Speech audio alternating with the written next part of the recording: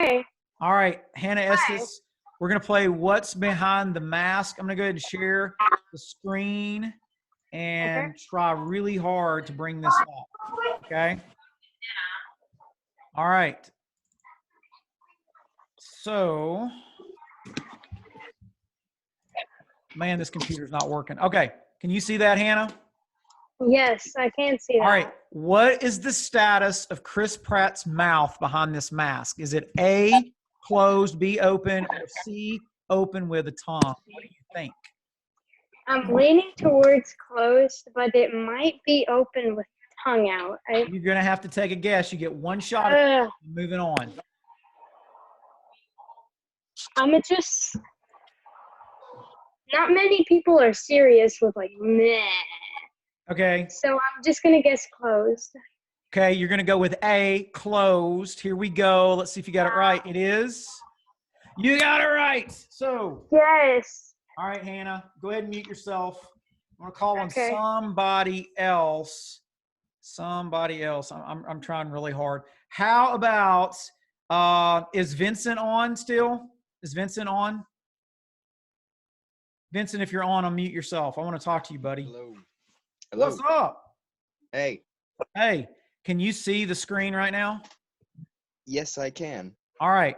I'm going to give you a shot at winning a pizza. All right. So tell me this. All right. Which Chris are you going to find behind this mask? Okay. Is it Chris Evans, Chris Hemsworth, or Chris Pine? Nobody tell him. Nobody chat and cheat. Cheating and chatting, chatting and cheating. Don't do that. What do you think? Chris Pine. He's going to say Chris Pine. I think he's right. Vincent, everybody give Vincent a hand. All right. I'm writing your name down, Vincent. Okay. Let's try somebody else. Who could it possibly be that, let's see who I could call on. How about Kenley? What's up, Kenley? How you doing? Good. Good. All right. Can you see the screen okay? Yes, sir. All right. Tell me something. What will we find Kanye doing right here in this picture behind this mask? Will we find him snarling? Will we find him straight-faced? Or will we find him smiling? I'm going to go with smiling. Okay. Kanye rarely smiles, but we're going to see if you're right. No! He was straight-faced. That's the way he is. He very rarely smiles. He got saved, so now he smiles a little bit more. Jesus did that for him. But that's okay. Good guess, Kenley. But unfortunately, no prize. Let's keep moving along. Let's see who else I could talk to right now. Is Skylar on? Skylar Hamilton, are you here? Yep, right here. What's up, buddy? All right. What's up? I guess you can see the screen. Yep. All right. Tell me something. What do we find Lady Gaga doing right now in this picture behind this mask? Is she puckering, gasping, or smirking? I'm going to go with A. Puckering. Can you make a puckering face? I'm just curious. Are you? Okay, it's weird. Let's stop. Let's don't do that. Okay, here we go. You say A, puckering. It is right, Skylar. Good job, dude. You guys are rocking it tonight. All right. Let's keep going. Whoa, I just gave away stuff. That was weird. I'm going to skip this one because everybody knows that Jennifer Lawrence has her tongue sticking out. Okay. All right. Let me try somebody else. All right, because I heard you complaining to Anthony earlier. You might want to yourself, Vincent. We can hear you. Anyway, maybe you want us to hear you. I don't know. Isabella Lunsford. Izzy, are you there? Yes. All right. Can you see the screen? Yes. All right. So here we go. For a chance to win, what will we discover Brad Pitt's face is doing when we remove the mask? Is it clean shaven? Does he have a beard or does he have a mustache? What do you think in this picture?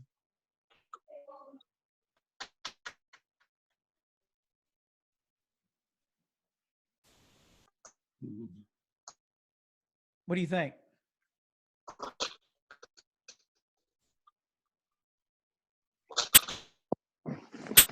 Isabella, you there?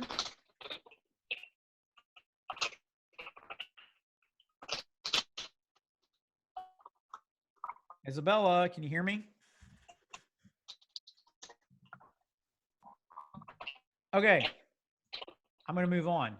Lexi, did you raise She your said hand? A. She said A in the chat. Oh, she said A. Okay, she's got to say it out loud for me to hear. All right, we'll see if she got it right. It is C, so no prize. Hey, Lexi, are you here?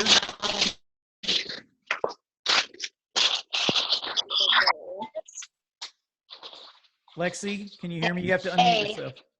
Okay, I'll unmute.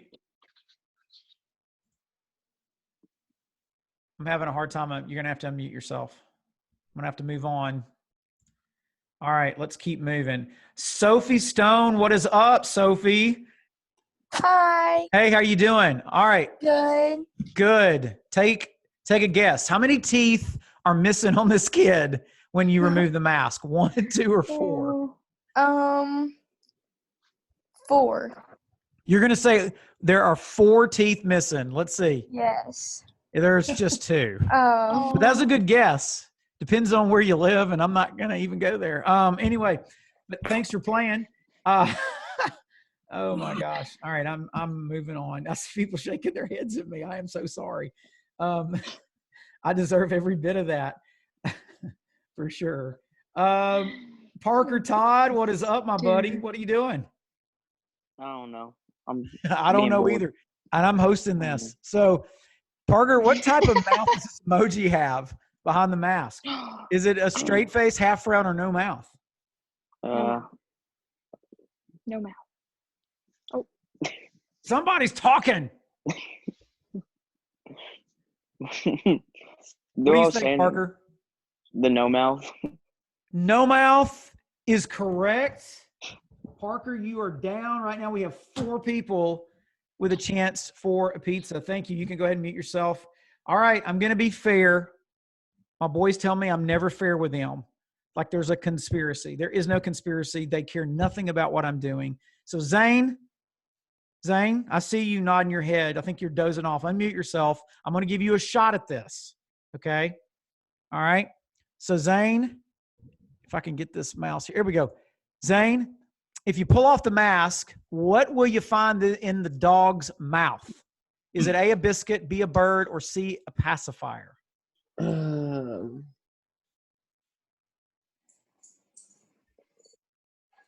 I just think a bird's too obvious, but it is a lab.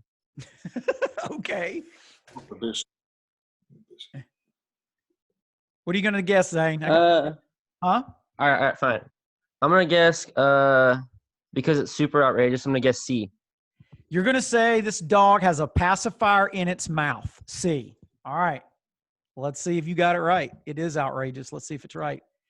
You got it. Good job. So you are in the mix. All right. Very, very, very cool. Let me see who else I can pick on tonight. I'm just trying to talk to some of you guys that normally don't say a whole lot. You know, are like, I'm never coming back on Zoom again. Okay. Let's see. That was my mom. That wasn't me. Oh my gosh, y'all. All right. Lexi, can you hear me at all? You know, I see you. Can you unmute? Oh, there you go. What's up, girl? Hey. Hey. All right. I'm going to give you a chance here because I don't know what was going on a minute ago. It may just be our internet. Tell me something. What topping is missing behind the mask of this deluxe cheeseburger? Is it mayo, bacon, or onions? C. Onions. You're going to say that onions are missing. All right. Let's see if you get a chance to win. It is bacon. Bacon. Sorry. Good guess, though. Good guess. All right. Bacon's the only thing you should have on a burger. Okay, Gage. Thank you. Let's see. I'm trying to find anybody else. I feel like we need to probably give Aurora a shot. What is up, Aurora? How are you doing? Welcome to Zoom. Hi. Sorry. Reverb. All right. That's cool. I love it. All right. Oh, there is not another one. I feel terrible. Yeah, it's okay. We'll give you a shot next time. I'm a terrible host. I thought we had one more. I think You're what threw me off is the one anyway.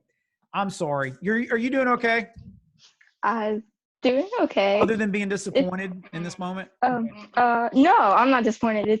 It's been a crazy week anyway. It has, no doubt. So, all right. So we're back to this. Give me just a second. I've got to do a little business. Why don't we? I'm trying to find. Hey, Mitchell, are you there? I'm here. Hey, man. Can you take just a minute and tell everybody what's coming up Sunday night? What you're going to be talking about?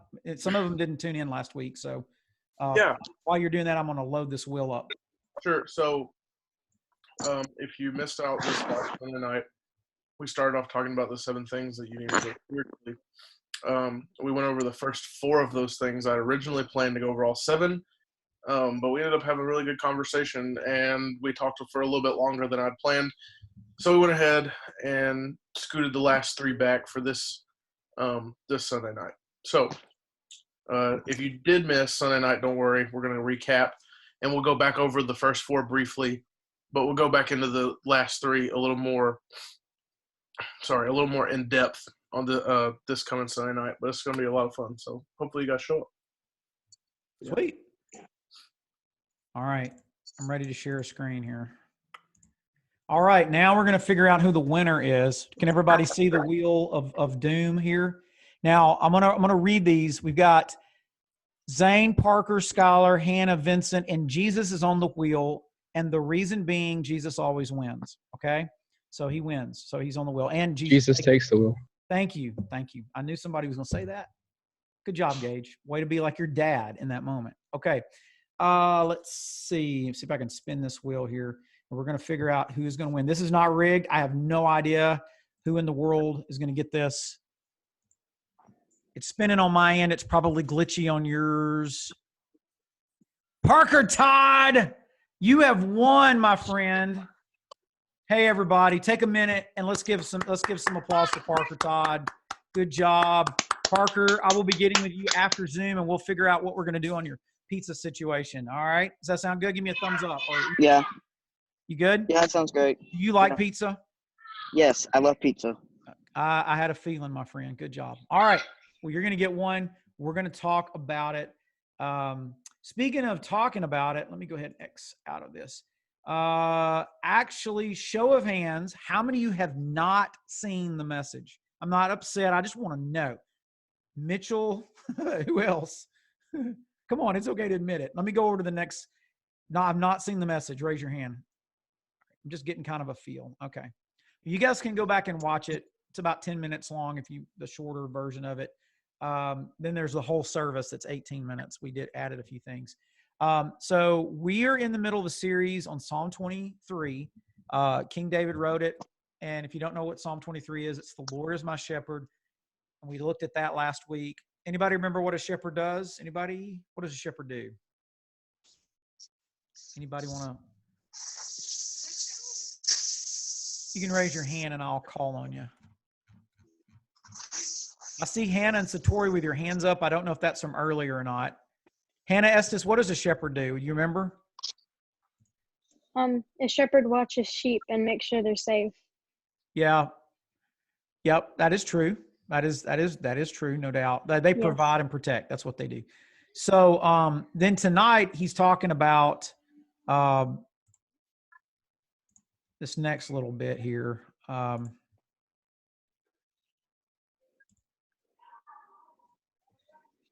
The Lord is my shepherd, I shall not want. Can somebody tell me what you think it means when David says, hey, I shall not want? Anybody want to raise your hand and go for it? What does it mean when David says, the Lord is my shepherd, I shall not want? Come on, guys.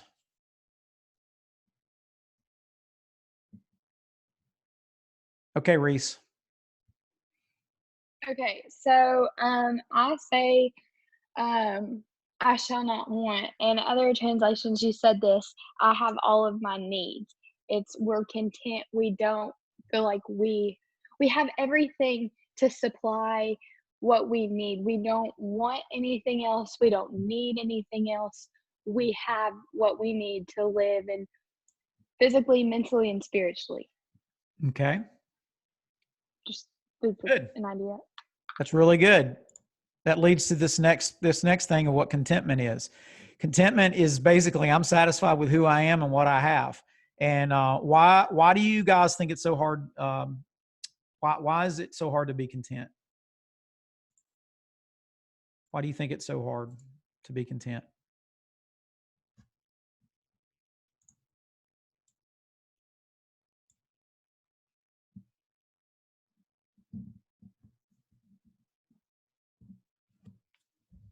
Anybody? Satori? I think it's hard for us to be content because we see what everyone else has. And so if it's something that we want it, and if it's something that we think we should have, even though we don't necessarily need it, we want it. And that's why it's hard for us to be content, because we want what other people have. We want what we think we should have. Yeah. Yeah. I think I mentioned it in the video, you know, by human nature, we're just not content folks. You know, that's just the truth of it. I mean, we're just naturally not content. And so we tend to really struggle with this. So I talked about 3 things that keep us from being content, and Satori kind of hit on them. I'm not going to drag these out very long. I just want to touch base on these, see what you guys think about it. I got a couple of stories to tell you as well, examples. But expectations, we get discontent. We don't live in a state of contentment because we expect to be something or to have something or whatever, or we anticipate it. And when we don't get it, it's very disappointing or discouraging, and we just aren't very happy about it. I want to show you guys this picture. This is a picture. So it's an old movie now, but it's a movie called The Passion of the Christ. And it's actually, The Passion of the Christ is about, you know, when Jesus died on the cross. And it was directed by an actor/director named Mel Gibson. Most of you probably never heard of him. He's a little before your time. But the guy playing Jesus is obviously sitting there. And this is not in the movie. This is between shoots. And it shows Mel Gibson talking to Jesus as if he's, you know, in reality, he's directing the actor playing Jesus, but it looks like the way we are with Jesus so many times, that so many times we complain, we gripe at Jesus, and Jesus is sitting there going, well, look at what I did for you, you know, and it's easy to get discontent. It's just so easy to feel like, well, God, I deserve it, or God, this or that, and, you know, and God can handle our whining. But sometimes we need to wake up from our whining and realize, okay, I got it way better than I ever thought or imagined. Yep, Ava Claire, that picture represents society. I think it represents a lot of Christians too. I'm going to show you guys, give you guys an example. This is a deep example, but it's really good. I'm going to stop sharing the screen so you guys can see me and I can see y'all for a minute. So true story, in the Old Testament, when God set up the nation of Israel, he never set them up with a king. God was like, you don't need a king. I'm your king. And so the nation of Israel went for a long time without a king, and they would have these rulers called judges that would come forth, and they're not like judges we think of with a robe. They were more like warlords-ish, kind of. They fought battles. They were generals, and some of the judges were men and some of the judges were women. And Samuel is sort of a judge, but he's also a prophet. He's kind of both. And Samuel was getting on up there in years. I think I'm getting ahead of myself to the wrong example. I am getting ahead of myself. Let me just read this verse and shut up. Isaiah 45:9 says this. Sorry, guys, it's been a long day. It says, what sorrow awaits those who argue with their creator? Does a clay pot argue with its maker? Does a clay dispute with the one who shapes it, saying, stop, you're doing it wrong? Does the pot exclaim, how clumsy can you be? Isaiah is actually talking about how, you know, a potter forms a clay pot, and you never hear the clay pot turn to the potter and saying, hey, the way you're shaping me, it's wrong. What you're doing here is not working. But we're that way with God. We are real quick to say, hey, my expectations aren't being met. God, you're doing it wrong. Let me tell you how to do it. Anyway, that was the point of that. I'm going to get to my story about Samuel here in a minute. It'll make more sense, I promise. it has to do with comparisons. So so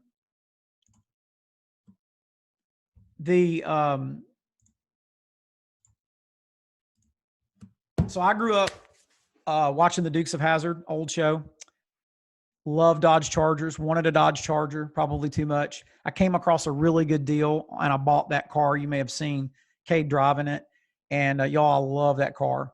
Got a great deal on it. I was so happy with that car until I went to Popeyes one day. And when I went to Popeyes one day, I went inside and was eating, and I noticed people were clamoring and standing around and looking out toward my car, and I thought something was wrong. I ended up going outside, and this is what I saw parked next to my car.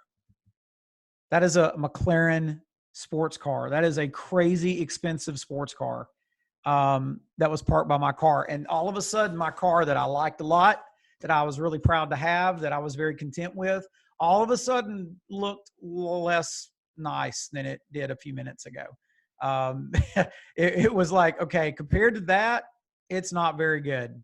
And I was sitting there taking that picture, kind of smirking at myself, thinking that, and realizing that is the way we are. We when we play the comparison game, we get in trouble every time. So let me stop talking and let you guys talk a minute. If only I could drive. Yep, I hear you. Do you guys struggle with comparing yourself to others, or what you have with what other people have? What are some of your thoughts about that? Anybody want to share? Raise your hand and I'll call on you.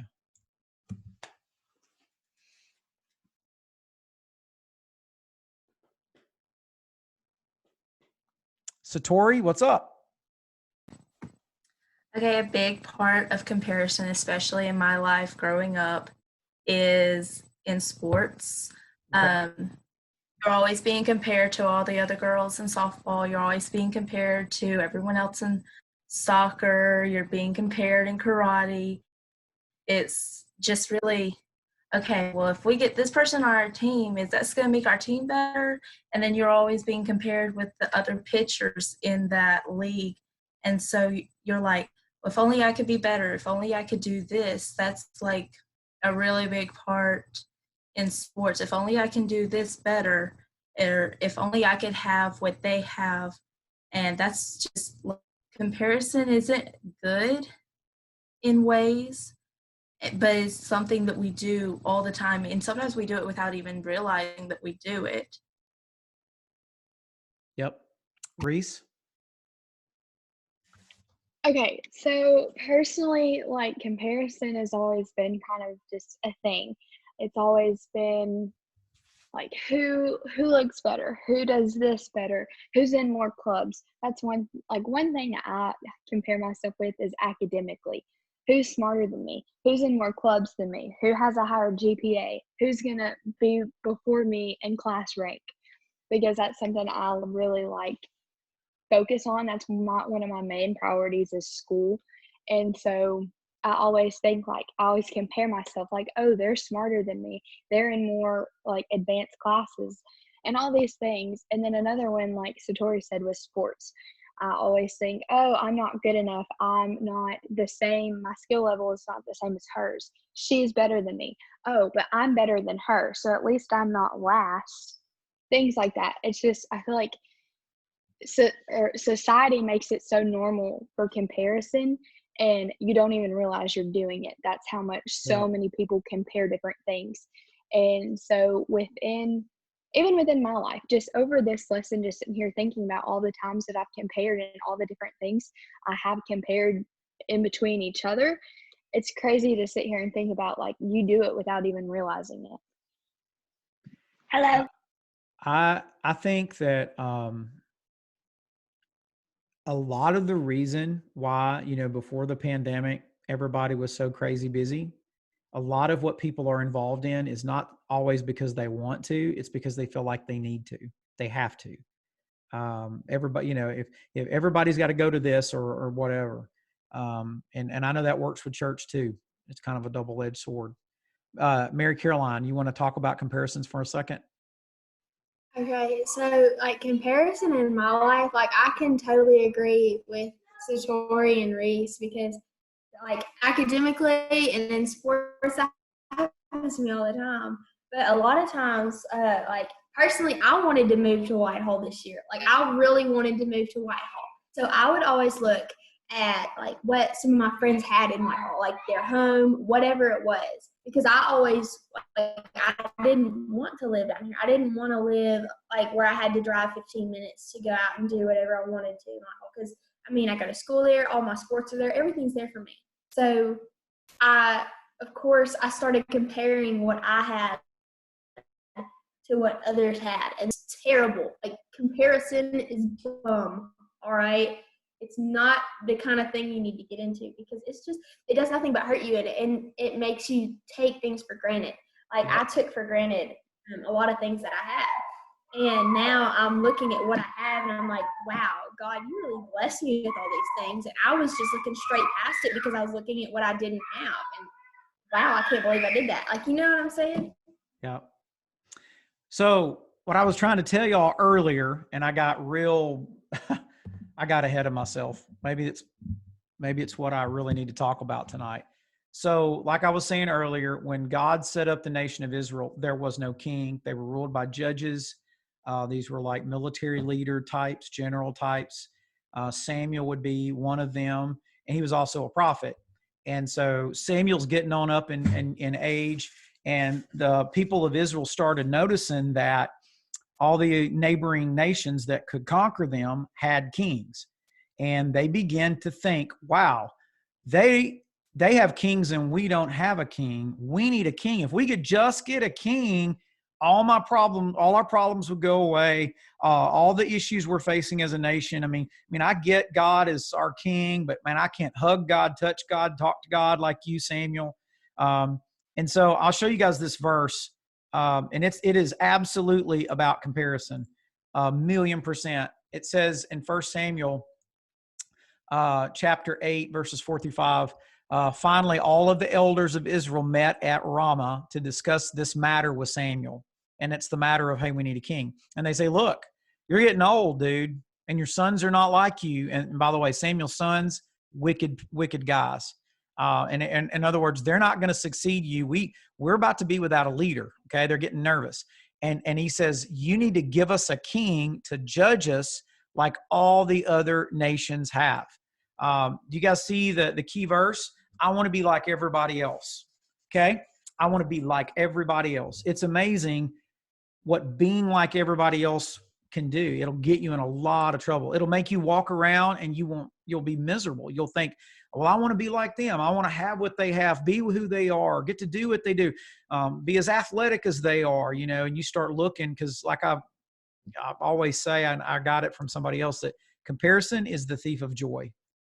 Comparison will absolutely, you'll either feel better than you should be about yourself, or you'll feel less than you should be about yourself. Nobody ever wins when you compare. So Samuel goes into this explanation. He says, hey guys, if you get a king's not going to be fair to you all the time. A king's a human. A king doesn't always make wise decisions. You've got it better than you think right now with God as your king. And look what it says in verse 19. It says, the people refused to listen to Samuel's warning.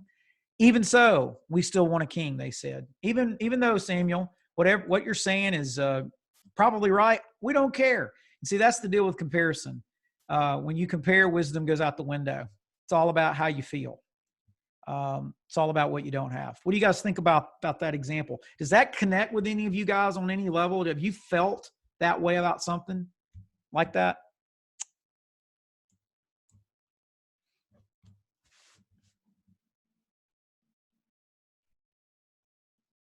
All right, MC, you got your hand up. I don't see it, but go ahead. Okay, so I have definitely, just like going back to 1 Samuel 8:4-5, like when they said we need to be like everybody else, right. I so understand that. Like, I'm not saying that my personal, so I don't know if y'all know this, but I got rid of Snap back in January, okay? So I was thinking, I need to be so a year ago, like in May, I was thinking, I should probably get Snap. because I needed to be like everybody else. But see, the thing is, I didn't need to be. That was a lie. I was believing, and I don't need Snap. But that's just personally for me, because I took it to an idolatry level, and I didn't even realize it. Like Brandon was talking about it a couple weeks ago, and I was like, oh my gosh, Jesus, now I see what you were saying, and you're saying get rid of it. But some people can handle it. I just couldn't, because it was just something that I couldn't, with my faith, because I let it take over too much room, if you're seeing what I'm saying. Right. But I totally get what, like, I was in the shoes of those Israelites, because I wanted to be like everybody else. But I remember specifically the day that I got rid of Snap. I went down to the altar and I was praying with Brandon, and Reese and Harley were with me. And Brandon said, you don't have to be like everyone else. And that just hit home for me. I was like, okay, here we go. And right after the service was over, I got rid of Snap. And ever since then, like, it's not like I lost anything. Like, it's more like I gained something, because I would rather lose Snap than lose the connection that I have with the Lord. Like, I don't want to lose, I don't want to sacrifice him for Snap, if you're seeing what I'm saying. Well, you can be on Snapchat. An amazing decision on my part. You can be on Snapchat and not sacrifice the Lord, but you were saying I couldn't do that. So for me, it's a personal guardrail. Boundary. I'm getting rid of it for now anyway. Right? Right. And some people can deal with it fine, but it was just something I couldn't. Like, personally, I couldn't. Like, some of y'all, like, it's fine for y'all. And it's okay. I think we're losing you. Reese? like, y'all carry on just as is. All right, Reese, go ahead. Okay. Great, but so I feel like personally, like, okay, she cut out. Anyways, so I feel like personally, like, I go through times where, like, I compare things of other people, and then I don't. It's just kind of like a roller coaster. There are times where I'm like on a high, I'm like, I have everything I need. My life is sufficient. Trusting His plan, what He gives me. And then there are other times where I'm like, oh, well, I see her shoes are better, or her stress, or there were so many things that I've compared in my life. And like in times of whenever you're not comparing, and in times when you see, like, okay, right, like, there's a time where, like, I've really taken more time and really, like, studied God's word, what I've been through in my life, and things that I really learned to accept my what I have and my story. And Reese, we're having a hard time that's understanding. something that I'm sorry. used this time to do. And so, like, even before. Hey, Reese, I'm so sorry. We were just having a hard time understanding. You were making, I'm sure, a really good point, and I apologize. I want to go to the last point, the thing that keeps us from growing in our faith, or being content, being discontent, and that is what I called preferences. And what I mean by that is basically confusing needs with wants. A lot of times we feel like, let me go back. We feel like, a lot of what we need, we call it a need, but reality, it's a want. And Paul, when he was in prison, wrote several books or several letters. And one of them was Philippians. I had a student ask me yesterday, hey, what's a good book of the Bible to read right now? And I said Philippians, because it's a book and the theme of it is joy. And Paul was in prison, but it was all honestly full of joy. And then he has a part, and in fact, one of these verses you guys are going to recognize, because athletes quote this verse all the time. And I would say misquote it, to be honest with you. So Philippians chapter 4, Paul says, hey, I have learned something in prison, okay? I've learned how to be content with whatever I have. I know how to live on almost nothing or with everything. I have learned the secret of living in every situation, whether it's with a full stomach or empty, or with plenty or little. And then here's the verse everybody quotes. For I can do everything through Christ who gives me strength. Paul says basically, I have learned a secret of being content. Whether I got a bunch or a little, my circumstances don't dictate my faith. The joy is not in the circumstances. The joy is looking past any circumstance and seeing Jesus standing there. And so, I may be in the best day of my life, and sure, I may be happy about it. Nothing wrong with that. But I know it's not going to last. And so when it doesn't last and things get bad again, or it's not so good, it doesn't matter, because Jesus is on the other side. When I go through a really tough time, if I'm in Paul's case, I'm in prison, I'm being mistreated. I look through those circumstances and I have joy. And he goes, I've learned to be content. Because here's the deal. Paul didn't put his weight, his stock on the world. He put it in the world to come, in Jesus. And so that was the big difference. And it's easy for me to sit here and say, let's do that. It's really hard to do. And then I'll share one more little verse, and then I'll let you guys talk a little bit more here. A few verses down, he says this. This is actually, did I not put it on there? Okay, I didn't put it on there. Paul told Timothy that true godliness with contentment is great wealth, or godliness with contentment is great gain. That's another way to look at it too. So what do you guys think about that?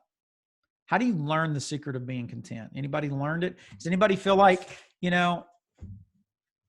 you've arrived in that department? I don't know that I have, but that's okay.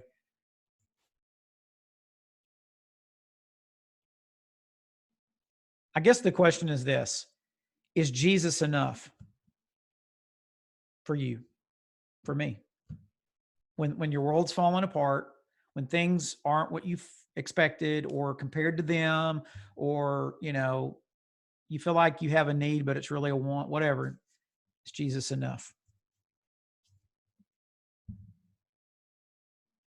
MC. Brad, you're next.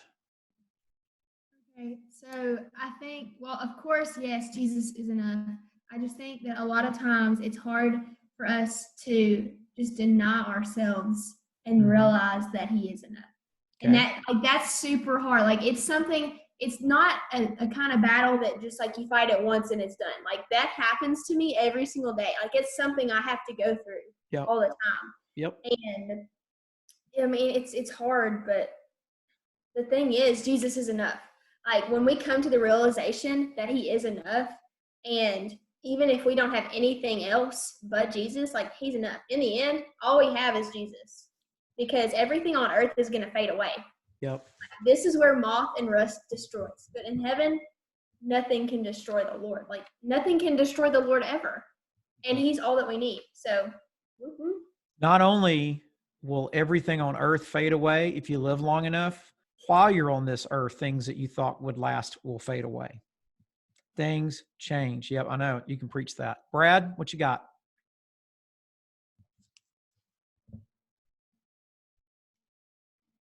I think you're still muted, Brad. Okay, sorry. Every time I tried to unmute it, it disappeared. I was going to say, a lot of times it's easy for us to say that Jesus is enough, and then trouble hits or something goes wrong, or somebody else has something that we don't. We get into that comparison mode, and a lot of times it's easy for me to say Jesus is enough, but then when the bad thing happens, I've got to. It's kind of like, where's our focus? Do we focus on what the problem is or what the issue is, or are we going to focus on Jesus and really kind of keep our focus in the right place? And so it's kind of and I find myself sometimes I falter on that. So, something will come along and I'm like, well, Jesus has got it, so I'm not going to worry about it. It's all good. And then something else comes along, and it may even be something smaller. And I'm like, well, crap, this is just ruined, like all of my stuff. I had plans for work for May that got canceled. And so a lot of the plans that I've got are canceled, and things that I wanted to do and stuff like that. And so, and those are little things, but I get all bent out of shape about them until I realize, well, and I have to stop myself and sit back and think, well, God's got a plan for that. So maybe there's a reason why I can't go to this training on those days or go do this on that days. And so it's something that I think that we have to do just on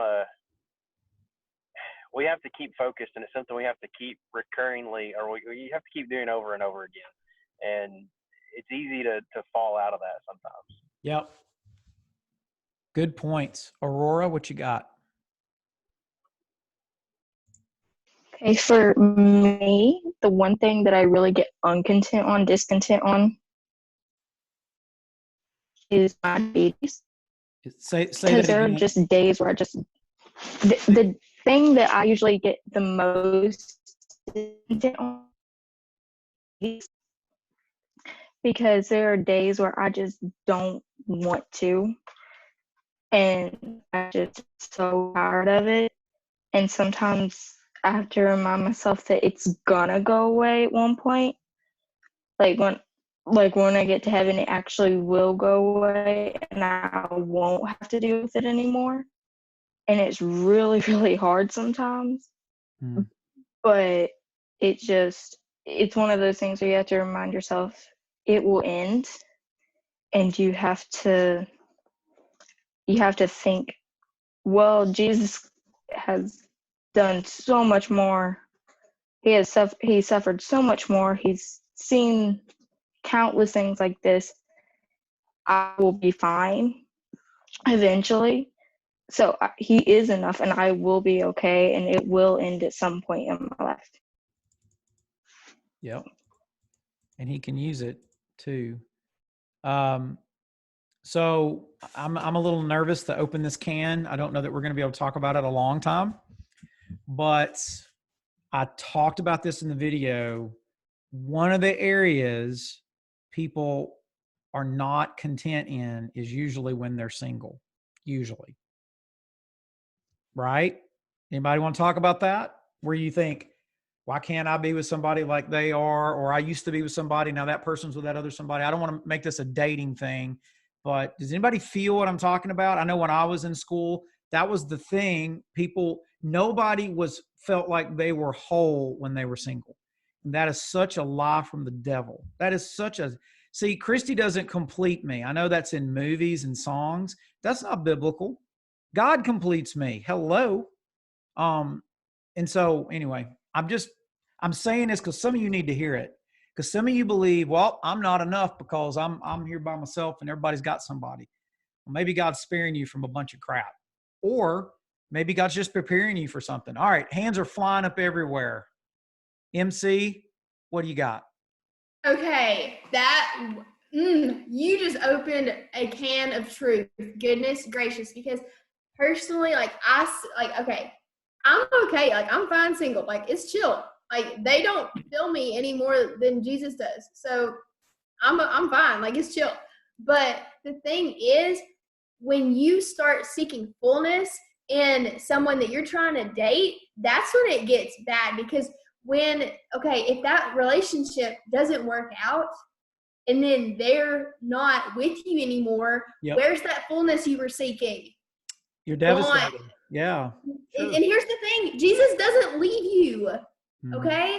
So when you're putting your hope in Jesus and you're seeking your fullness in him and you're trying to be fulfilled with his presence instead of with the presence of someone else, like, that's when it's good. It's okay. When you're in a relationship, you need to be fulfilled by Jesus first and foremost so that you can pour yourself out to your partner. Like, I'm not laughing at you. I'm laughing at Ava Claire, all the single ladies in the comments. Oh my gosh. Some of y'all need to talk on this thing and stop. All the single ladies. Okay, never mind. I'm not going to do that. All right, that's terrible. Oh my gosh.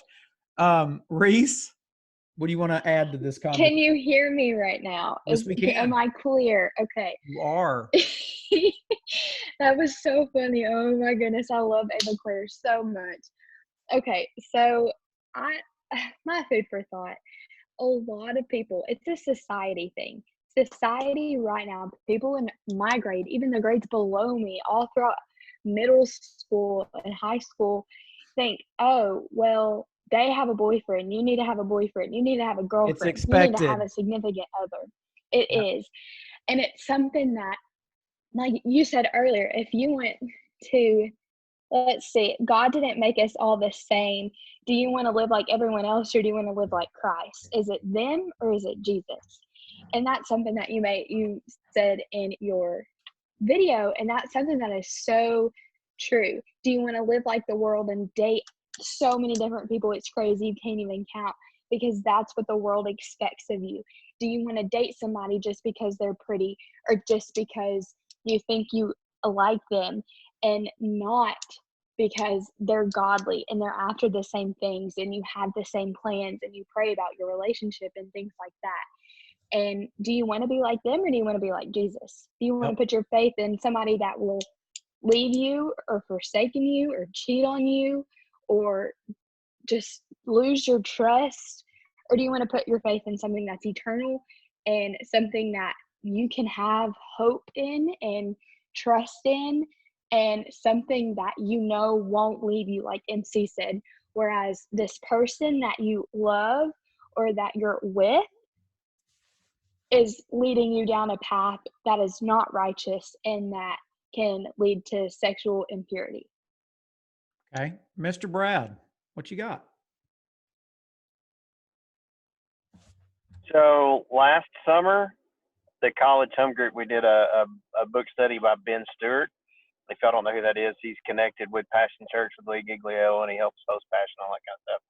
But the book is called it's called Single, Dating, Engaged, Married.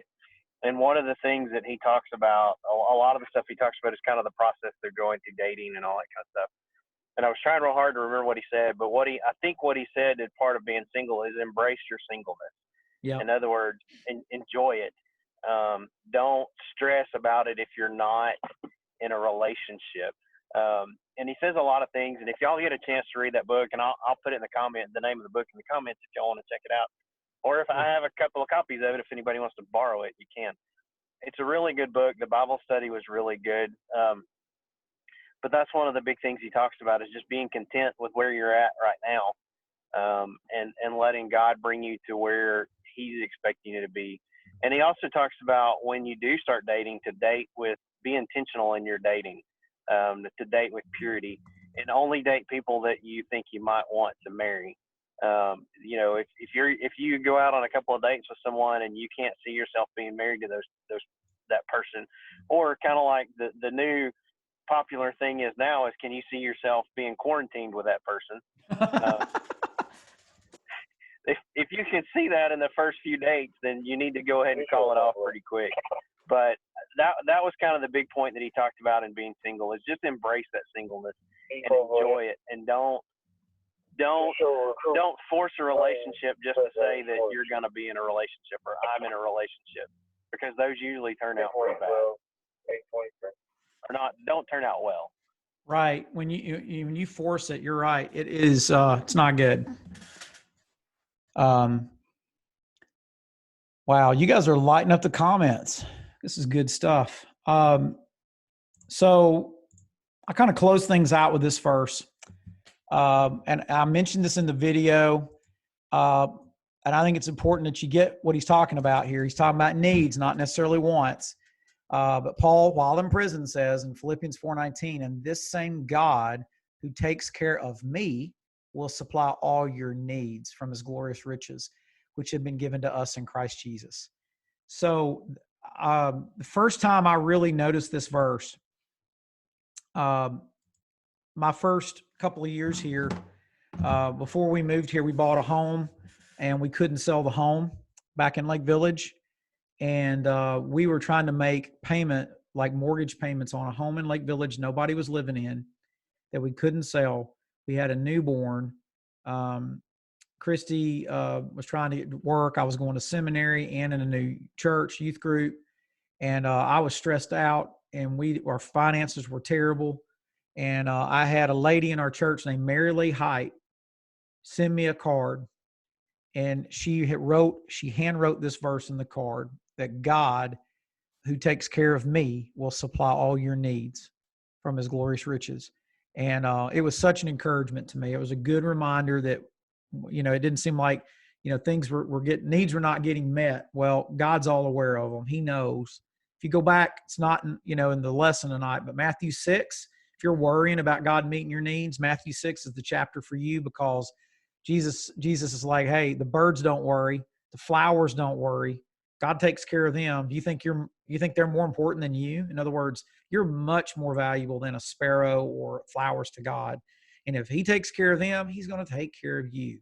So chillax, all right?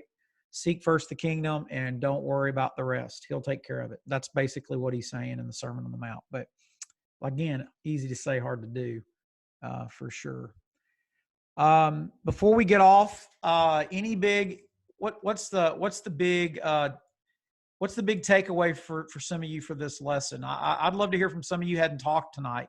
What's your big takeaway? You don't have to talk a long time, but give me your big takeaway from tonight's lesson. I'd like to know it, and it helps me to know how to prepare differently. I'm learning how to teach this way and communicate, and it's just hard. It's weird, and I'm not sure I'm doing it right, but I want to hear back from you guys. What was your takeaway from tonight?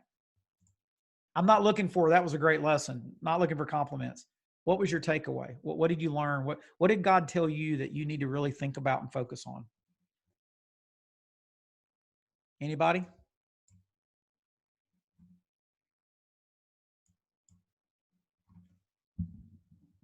All right, MC, big takeaway for tonight.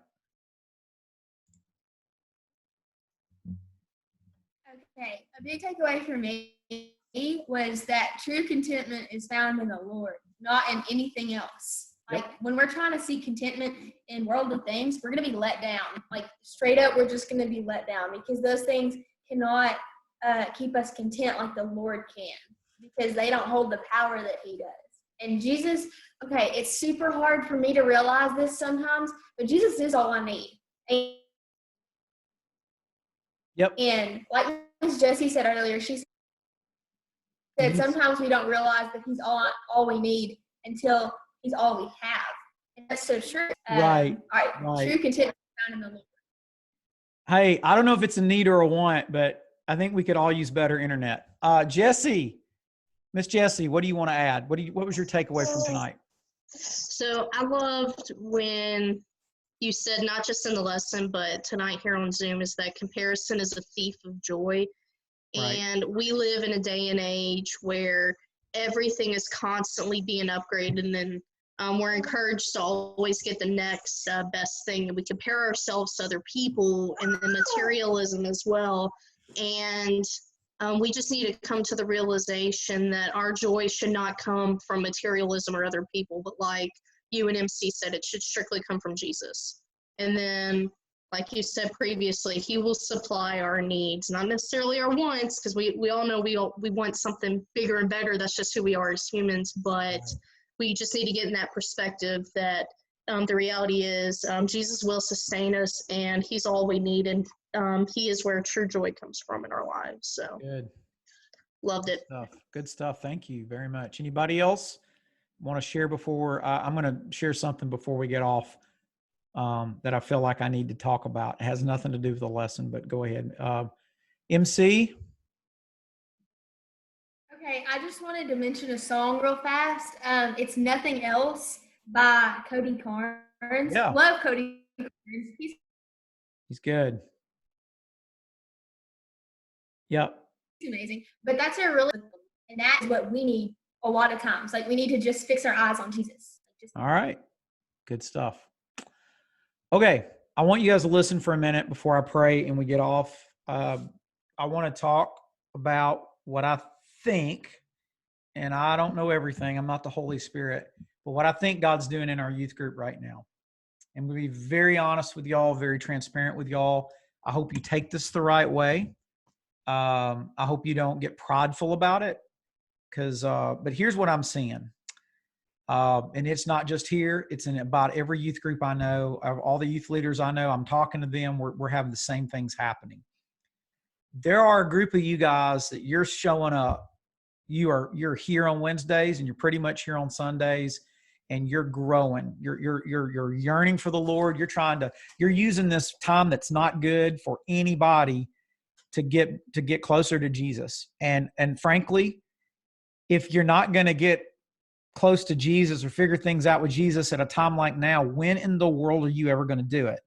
And so you guys are doing the right things. It doesn't mean you're perfect, doesn't mean you're better than anybody, but I applaud you for that. I am so thankful for you that you showed up tonight and that you showed up Sunday night, and pretty much most of you and maybe a few others will show up Sunday night when Mitchell hosts again. But that being said, about 85% of our youth group, we don't know where they're at, what they're doing. They pretty well pulled they're just backed away. Maybe they're tired. There's all kinds of people giving me all kinds of reasons why. They're not bad people or anything like that. It's discouraging. I love those students and even adults. But I'm saying all of this to say this point. I think God is doing something amazing in our youth group that would have never happened no matter how many programs we put in place, events we did. And what he's doing is he's building a core group of about 25 to 30 student leaders. And you, if you're on here tonight, it may freak you out and say that, nope, that's not me. Yeah, that's you.